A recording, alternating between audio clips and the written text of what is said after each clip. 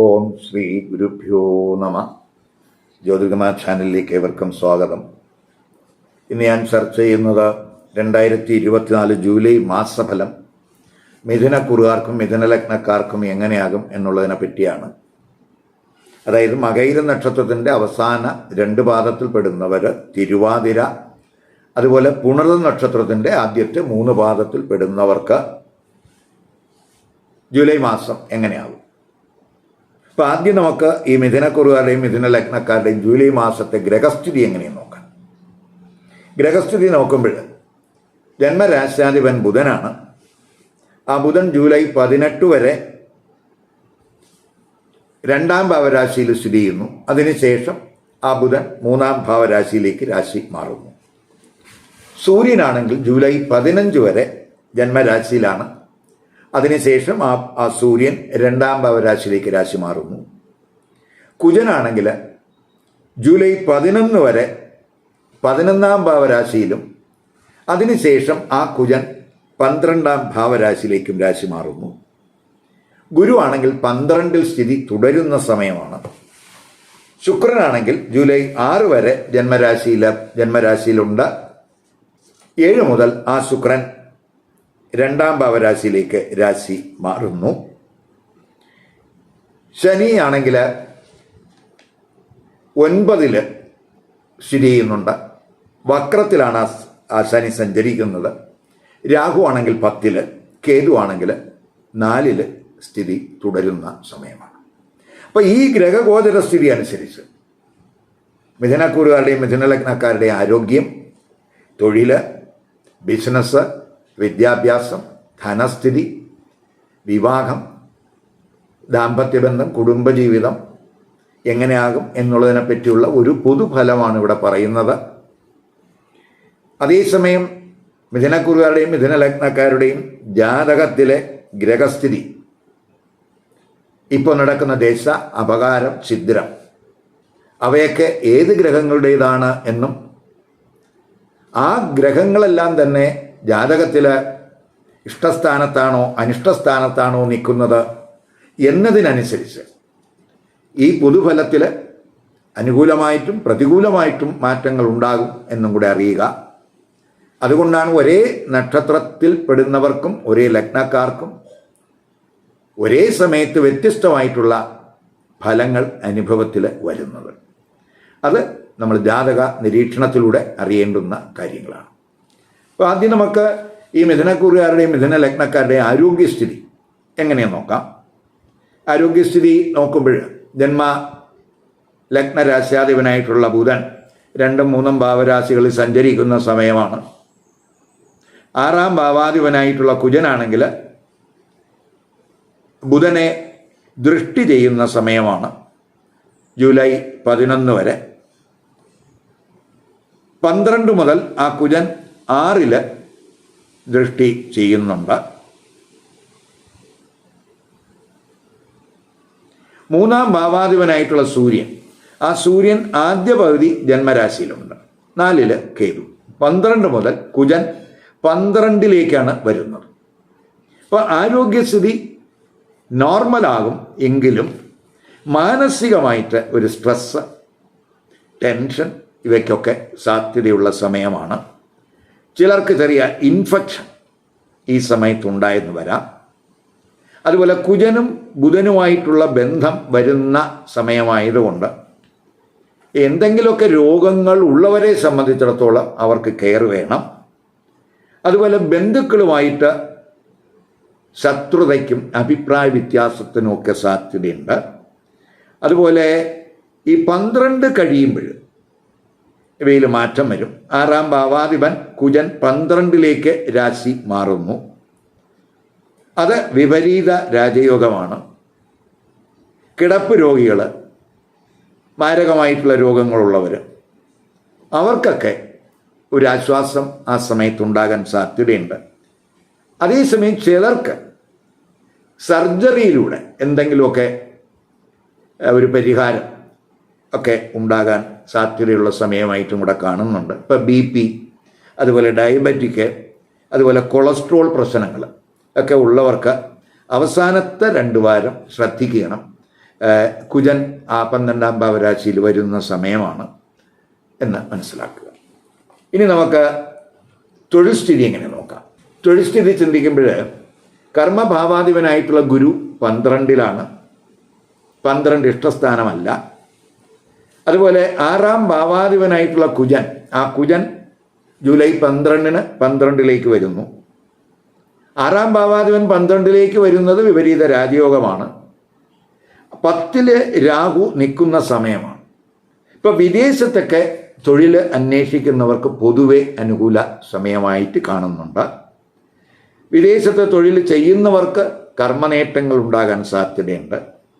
അതേസമയം നമ്മുടെ ഈ ഡൊമസ്റ്റിക് ആയിട്ട് ഇവിടെ ജോലി ചെയ്യുന്നവരെ സംബന്ധിച്ചിടത്തോളം അവർക്ക് തൊഴിലിൽ ദൂരസ്ഥലത്തേക്ക് ട്രാൻസ്ഫറിന് സാധ്യത, അല്ലെങ്കിൽ തൊഴിലിൽ വർക്ക് പ്രഷർ കൂടുന്നതിന് സാധ്യത, അല്ലെങ്കിൽ തൊഴിലിലെ മാറ്റത്തിന് സാധ്യത, തൊഴിലുമായിട്ട് ബന്ധപ്പെട്ട യാത്രകൾക്ക് സാധ്യത, ഇവയ്ക്കെല്ലാം സാധ്യത കാണുന്നുണ്ട്.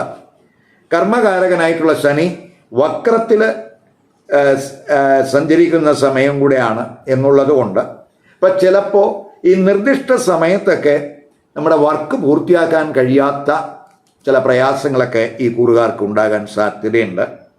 അപ്പോൾ പൊതുവെ പ്രതീക്ഷിക്കുന്ന രീതിയിൽ കർമ്മമേഖലയിൽ ഒരു മുന്നേറ്റം ഈ സമയത്ത് ഉണ്ടാകണമെന്നില്ല. രാഹുവൊക്കെ 10-ല് സ്ഥിതി വരുന്ന സമയമാണ്. അതുകൊണ്ട് ഈ കർമ്മസംബന്ധമായിട്ട് നമ്മൾ എന്ത് തീരുമാനം എടുക്കുമ്പോഴും വളരെ കെയർ വേണം. പെട്ടെന്നൊരു തീരുമാനം എടുക്കരുത്. ചിലപ്പോൾ തൊഴിൽ മാറണമെന്നുള്ളൊരു ആഗ്രഹമൊക്കെ ഉണ്ടാകും. അത് സഡൻ അത്തരത്തിലുള്ളൊരു ഡിസിഷൻ എടുക്കരുത്.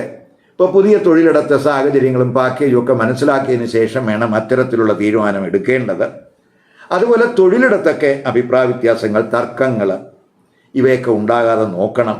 കാരണം കർമ്മസ്ഥാനത്താണ് രാഹു നിൽക്കുന്നത്. അതുപോലെ കൂടെ വർക്ക് ചെയ്യുന്നവരുടെ എതിർപ്പുകളോ സഹകരണക്കുറവോ ഒക്കെ ഈ സമയത്ത് ഉണ്ടാകാൻ സാധ്യതയുണ്ട്. അതുകൊണ്ട് ഈ ലക്ഷ്യമൊക്കെ കൈവരിക്കുന്നതിന് ഒരു കഠിന ശ്രമം വേണ്ടിവരും. അതുപോലെ ഈ തൊഴിൽ അന്വേഷകരെ സംബന്ധിച്ചിടത്തോളം 11 വരെ ആ കുജൻ 11-ലെ നേട്ടത്തിൻ്റെ സ്ഥാനത്താണ് എന്നുള്ളത് കൊണ്ട് അവർക്ക് തൊഴിലവസരങ്ങളൊക്കെ ഉണ്ടാകും. അനുകൂല സമയമാണ്. 12 മുതൽ തൊഴിലിനായിട്ട് ഒരു അലച്ചിൽ, ദൂരസ്ഥലത്തേക്കുള്ള ഒരു അന്വേഷണമൊക്കെ തൊഴിലുമായിട്ട് ബന്ധപ്പെട്ടൊക്കെ പോകാൻ സാധ്യതയുണ്ട് എന്നും കൂടെ മനസ്സിലാക്കുക. ഇനി ബിസിനസ്സുകാരെ സംബന്ധിച്ചിടത്തോളം ഇപ്പോൾ ബിസിനസ്സുകാർക്ക് ദൂരസ്ഥലത്തേക്ക് ബിസിനസ് വ്യാപനത്തിന് അനുകൂല സമയമാണ്. വിദേശ വിപണനം നടത്തുന്നവർക്കും ബിസിനസ്സിന് അനുകൂല സമയമാണ്. 7ാം ഭാവാധിപനായിട്ടുള്ള ഗുരു 12-ലാണ് സ്ഥിതി ചെയ്യുന്നത്. അപ്പോൾ അത് വിദേശീയരായിട്ടുള്ള അല്ലെങ്കിൽ മറ്റു സ്റ്റേറ്റുകളിലൊക്കെ ബിസിനസ് നടത്തുന്നവർക്ക് പൊതുവെ അനുകൂല സമയമായിട്ട് കാണുന്നുണ്ട്. ആദ്യ 2 വാരം സൂര്യനും ശുക്രനും ഒക്കെ 7-ൽ ദൃഷ്ടി ചെയ്യുന്നുണ്ട്.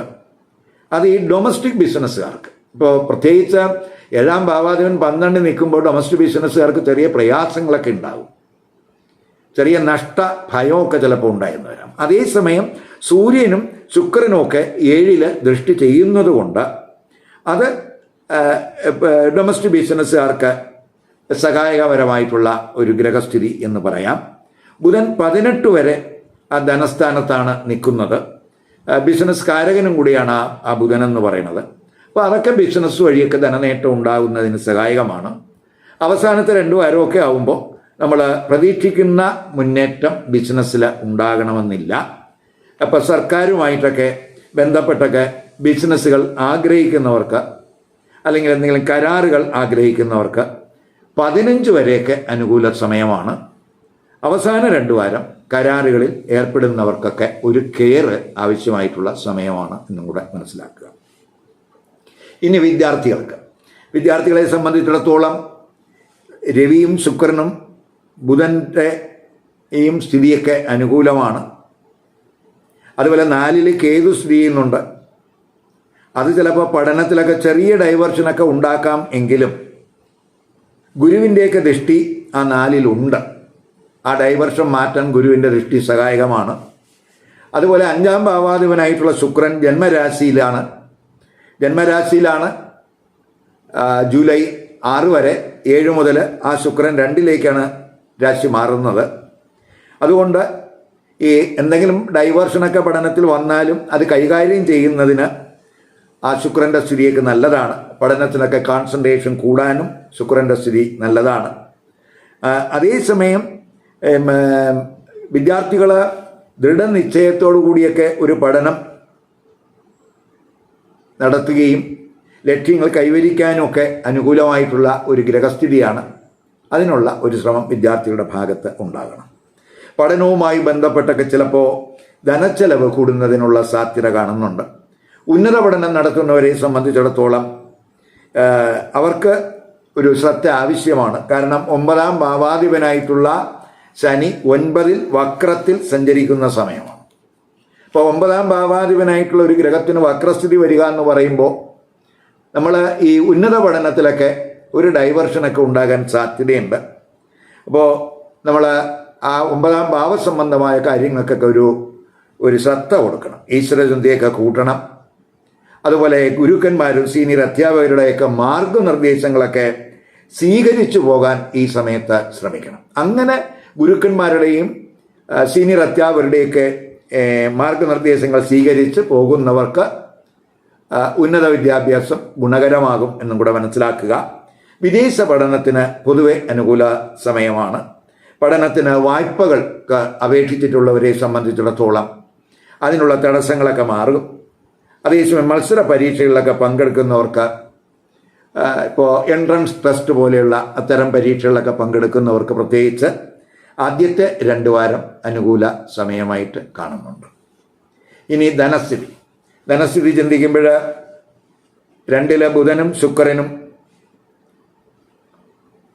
വരുന്ന സമയമാണ്. 16 മുതൽ 2-ലെ സൂര്യനും വരുന്നുണ്ട്. അപ്പോൾ ജൂലൈ 11 വരെ ഈ 11-ാം ഭാവാധിപനായിട്ടുള്ള കുജൻ 11-ൽ തന്നെ ബലവാനായിട്ട് നിൽക്കുന്ന സമയമാണ്. അപ്പോൾ ആദ്യ 2 വാരം ധനാഗമത്തിന് സാധ്യത കൂടുതലാണ്. അവസാനത്തെ 2 വാരം ആകുമ്പോൾ ധനം നമ്മൾ പ്രതീക്ഷിക്കുന്ന വിധം ഉണ്ടാകണമെന്നില്ല. ധനാഗമം കുറയാനാണ് സാധ്യത. അപ്പോൾ ധനകാരകനായിട്ടുള്ള ഗുരു 12 നിൽക്കുന്ന സമയവും കൂടിയാണ്. അതിനാൽ അതുപോലെ ഈ 11-ാം ഭാവാധിപനായിട്ടുള്ള കുജനും ജൂലൈ 12-ന് ആ 12-ാം ഭാവരാശിയിലേക്ക് വരികയാണ്. അതിനാൽ ധനച്ചെലവ് കൂടാൻ സാധ്യതയുണ്ട്. പ്രത്യേകിച്ച് അവസാനത്തെ 2 വാരം നമ്മൾ പ്രതീക്ഷയ്ക്ക് അതീതമായിട്ടുള്ള ഒരു ചെലവ് ഈ കുറുകാരുടെ ഭാഗത്തുണ്ടാകും. അതുകൊണ്ട് കഴിവതും അനാവശ്യ ചെലവ് കുറയ്ക്കുന്നതിനും ധനം കൈകാര്യം ചെയ്യുന്നതിലൊക്കെ ഒരു ശ്രദ്ധ വേണം. ഭാഗ്യഭാവാധിപൻ വക്രത്തിലായതുകൊണ്ട് ധനസ്ഥിതി ഇംപ്രൂവ് ചെയ്യുന്നതിന് പ്രത്യേകിച്ച് കാൽക്കുലേറ്റഡ് ആയിട്ടുള്ള ഒരു അറ്റംപ്റ്റ് ഈ കുറുകാരുടെ ഭാഗത്ത് ആവശ്യമാണ്. ഇനി നമുക്ക് വിവാഹം, ദാമ്പത്യബന്ധം, കുടുംബജീവിതം എങ്ങനെയെന്ന് നോക്കാം. ഇപ്പോൾ 7-ാം ഭാവാധിപനാണ് ഗുരു. ആ ഗുരു 12-ലാണ് സ്ഥിതി ചെയ്യുന്നത്. ഇപ്പോൾ വിവാഹ ആലോചനകൾ നീണ്ടുപോകാൻ സാധ്യതയുണ്ട്. അല്ലെങ്കിൽ വിവാഹ നിശ്ചയത്തിന് കാലതാമസം വരാനും സാധ്യതയുണ്ട്. ആദ്യ 2 വാരം 7-ലെ സൂര്യൻ്റെ ദൃഷ്ടിയുള്ള സമയവും കൂടെയാണ്.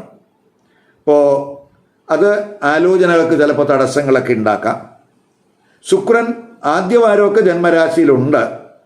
അത് ആലോചനകൾ ഉണ്ടാക്കാമെങ്കിലും സൂര്യൻ്റെയൊക്കെ 7-ലെ ദൃഷ്ടി, അതുപോലെ 7-ാം ഭാവാധിപൻ്റെ 12-ലെ സ്ഥിതി, ഇവയൊക്കെ ചെറിയ പ്രയാസങ്ങൾ ആദ്യത്തെ 2 വാരം ഉണ്ടാകാൻ സാധ്യതയുണ്ട്. അതുപോലെ കമിതാക്കളെ സംബന്ധിച്ചിടത്തോളം അവർക്ക് ശുക്രൻ ജന്മരാശിയിലുണ്ട് ആദ്യവാരം. അതൊക്കെ ഗുണകരമാണ്. എങ്കിലും 15 വരെ സൂര്യനും ജന്മരാശിയിൽ ഉള്ള സമയമായതുകൊണ്ട് പ്രണയം സ്മൂത്താകണമെന്നില്ല. പ്രത്യേകിച്ച് കമിതാക്കൾക്കിടയിൽ ഈഗോ റിലേറ്റഡ് ആയിട്ടുള്ള ഇഷ്യൂസിന് സാധ്യത കാണുന്നുണ്ട്. ഇനി ദാമ്പത്യബന്ധത്തിലേക്ക് വരുമ്പോൾ ദാമ്പത്യബന്ധത്തിലും കെയർ വേണ്ടുന്ന സമയമാണ്. ഗുരുവിൻ്റെ 12-ലെ സ്ഥിതി, 6-ഉം 7-ഉം ഭാവാധിപനായിട്ടുള്ള കുജനും ഗുരുവുമായിട്ട് 12-ൽ യോഗം. അപ്പോൾ അത് 7-ലേക്കൊക്കെ ആ കുജൻ്റെയും അതുപോലെ സൂര്യൻ്റെയും ശുക്രൻ്റെയൊക്കെ ദൃഷ്ടി ഉള്ള സമയമൊക്കെ ആയതുകൊണ്ട് ദമ്പതിമാർക്കിടയിൽ തർക്കങ്ങൾ, അഭിപ്രായ വ്യത്യാസങ്ങൾ ഇവയ്ക്കൊക്കെ സാധ്യതയുണ്ട്. അതിനാൽ ഈ കുറുകാർ പ്രത്യേകിച്ച് കൂടുതൽ വിട്ടുവീഴ്ചകളും സംയമനവും ഒക്കെ നടത്തേണ്ടുന്ന മാസമായിട്ട് ജൂലൈ മാസത്തെ കാണുക. ഇനി പൊതുവെ ഒരു സംതൃപ്തിക്കുറവ് അവർക്ക് ഉണ്ടാകാൻ സാധ്യതയുള്ള സമയമാണ്. ഇനി കുടുംബജീവിതത്തിൽ വരുമ്പോൾ 4 കേതു നിൽക്കുന്നു. 4 കേതു എന്ന് പറയുമ്പം തന്നെ ഒരു സംതൃപ്തി കുറവാണ്, ഒരു സുഖക്കുറവാണ്. അതുപോലെ 2-ലാണെങ്കിൽ കുജൻ്റെ ദൃഷ്ടിയുണ്ട് ജൂലൈ 11 വരെ. അതുപോലെ ജൂലൈ 16 മുതൽ സൂര്യനും ആ 2-ാം ഭാവരാശിയിൽ വരുന്നുണ്ട്. അപ്പോൾ സംസാരത്തിലൊക്കെ ഒന്ന് ശ്രദ്ധിക്കണം. ഏത് കാര്യത്തിലും റിയാക്ട് ചെയ്യുമ്പോൾ അത് പ്രകോപനപരമാകാതിരിക്കാനും കൈക്കൂറുകാർ ശ്രദ്ധിക്കണം. അത് കുടുംബാംഗങ്ങൾക്കിടയിൽ പ്രകോപനപരമായിട്ടൊക്കെ റിയാക്ട് ചെയ്യുമ്പോൾ അത് ചില പ്രയാസങ്ങളൊക്കെ ഉണ്ടാക്കിയെന്ന് വരാം. അതുപോലെ 4 കേതു സ്ഥിതി പൊതുവെ കുടുംബജീവിതത്തിൽ സംതൃപ്തിക്കുറവ് ഉണ്ടാക്കും എങ്കിലും, ടെൻഷനൊക്കെ ഉണ്ടാക്കുമെങ്കിലും ഗുരുവിൻ്റെയൊക്കെ 4-ലെ ദൃഷ്ടി, അതുപോലെ ഒക്കെ 6-ലേക്ക് ആ ഗുരുവിൻ്റെയൊക്കെ ദൃഷ്ടിയൊക്കെ എന്തെങ്കിലുമൊക്കെ പ്രയാസങ്ങളും പ്രശ്നങ്ങളും ഒക്കെ വരികയാണെങ്കിലും അത് പരിഹരിക്കുന്നതിന് ആ ഗുരുവിൻ്റെ ദൃഷ്ടി സഹായകമാകും എന്നും കൂടെ മനസ്സിലാക്കുക. ജൂലൈ 2, 3, 4, 17, 18, 21, 22, 30, 31 ഈ ദിവസങ്ങൾ ഈ കുറുകാർക്ക് അത്രത്തോളം അനുകൂല ദിവസങ്ങളല്ല. അതുകൊണ്ട് ഈ ദിവസങ്ങളിൽ എന്തെങ്കിലും മംഗളകർമ്മങ്ങൾ, ശുഭകർമ്മങ്ങൾ നടത്തുന്നത് ഒഴിവാക്കാൻ ശ്രദ്ധിക്കണം. പുതിയ സംരംഭങ്ങൾ ആരംഭിക്കാൻ ആഗ്രഹിക്കുന്നവർ കഴിവതും ഈ ദിവസങ്ങൾ ഒഴിവാക്കണം. അതുപോലെ സുപ്രധാനമായ തീരുമാനങ്ങൾ എടുക്കുന്നവർ ഈ ദിവസങ്ങളിൽ അത്തരം തീരുമാനങ്ങൾ എടുക്കാതിരിക്കാനും ശ്രദ്ധിക്കണം. ഇവിടെ ഞാൻ പറഞ്ഞത് മിഥുനക്കൂറുകാരുടെയും മിഥുന ലഗ്നക്കാരുടെയും ഒരു പൊതുഫലമാണ്. ഇപ്പോൾ മിഥുനക്കൂറിലെ നക്ഷത്രക്കാർക്ക് ചിലർക്ക് മാത്രമേ മിഥുന ലഗ്നം വരികയുള്ളൂ. ബാക്കിയുള്ളവർക്ക് വ്യത്യസ്ത ലഗ്നരാശികളായിരിക്കും. ഇപ്പം മിഥുനക്കൂറും മിഥുന ലഗ്നവും ഒന്നായിട്ട് വരുന്നവർക്ക് ഈ പൊതുഫലത്തിൽ വലിയ വ്യതിയാനം വരില്ല. അതേസമയം മിഥുനക്കൂറിലെ നക്ഷത്രക്കാർക്ക് വ്യത്യസ്ത ലഗ്നരാശികളാണ് വരുന്നത് എങ്കിൽ അവർ ആ ലഗ്നരാശിയുമായിട്ട് ബന്ധപ്പെട്ട് പറയുന്ന ഫലവും കൂടെ ഇതിനോടൊപ്പം കേൾക്കണം. അങ്ങനെ കേൾക്കുമ്പോൾ ജൂലൈ മാസത്തെ പൊതുഫലത്തിൻ്റെ ഒരു കൃത്യരൂപം കിട്ടുന്നതിന് അത് സഹായകമാകും. മാത്രമല്ല ലഗ്നഫലത്തിന് കൂറിൻ്റെ ഫലത്തേക്കാൾ കൂടുതൽ കൃത്യത ഉണ്ട് എന്നും കൂടെ മനസ്സിലാക്കുക. അതുകൊണ്ട് ലഗ്നം അറിഞ്ഞ് ആ ലഗ്നഫലവും കൂടെ കാണാൻ ശ്രമിക്കുക. ഈ വീഡിയോ ഇഷ്ടപ്പെട്ടുവെങ്കിൽ ലൈക്ക് ചെയ്യുക, ഷെയർ ചെയ്യുക. അതുപോലെ സബ്സ്ക്രൈബ് ചെയ്യാത്തവർ സബ്സ്ക്രൈബ് ചെയ്ത് കാണുക. മറ്റൊരു പുതിയ വിഷയവുമായി അടുത്ത വീഡിയോയിൽ കാണാം. നമസ്കാരം.